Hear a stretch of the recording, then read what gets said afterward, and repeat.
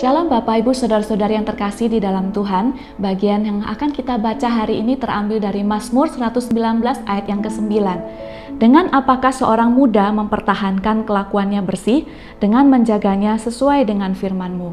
Sejak COVID-19 menyerang dunia, istilah prokes menjadi makanan sehari-hari kita. Kemanapun kita pergi, himbauan untuk menaati protokol kesehatan selalu didengungkan, baik melalui media poster, spanduk, baliho, ataupun lainnya. Selalu mengingatkan kita bahwa jika kita ingin bebas dari virus corona, maka kita harus mematuhi protokol kesehatan. Saudara, bagian firman Tuhan yang kita baca tadi juga senada mengingatkan kita bahwa kita hidup dalam dunia yang gelap dan penuh dosa. Jika kita ingin tetap bertahan hidup bersih dalam kemurnian, maka kita harus mematuhi protokol firman Tuhan. Bagaimana caranya menjaga hidup sesuai firman Tuhan? Ada 3M. M yang pertama yaitu menyimpan firman Tuhan dalam hati.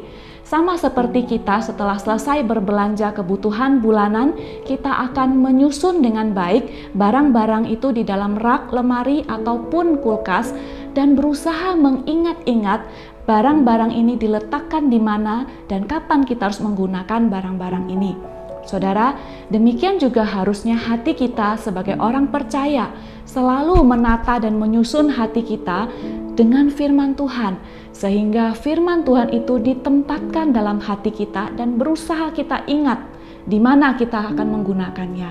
Saudara, bukannya menyimpan hal-hal lain seperti kebencian, kemarahan, keegoisan, dan hal-hal lain yang bisa mencemarkan hati kita sebagai orang percaya.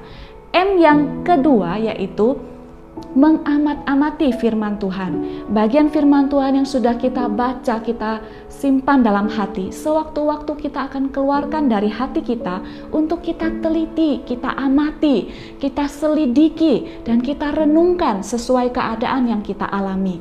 Dan M yang ketiga yaitu melakukan firman Tuhan. Firman Tuhan yang sudah pernah kita ingat, yang kita renungkan, yang kita baca, itu harus kita praktekkan. Karena firman Tuhan tidak cukup hanya dibaca dan didengarkan, tapi harus turun ke dalam hati, berproses di dalam hati kita, lalu kita berkomitmen mempraktekkannya dalam hidup kita. Jika kita melakukan ketiga M ini, maka hidup kita sedang di dalam jalan hidup kemurnian. Saudara, mari kita bersama-sama berdoa. Tuhan, Engkau yang melihat hati kami begitu mudah jatuh di dalam pencobaan, begitu mudah tercemar oleh dunia. Tuhan, tolonglah supaya kami mampu hidup bersih di hadapan-Mu.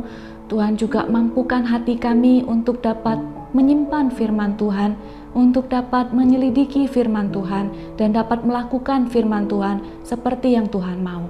Tolong kami ya Tuhan, dalam nama Tuhan Yesus kami mengucap syukur dan berdoa.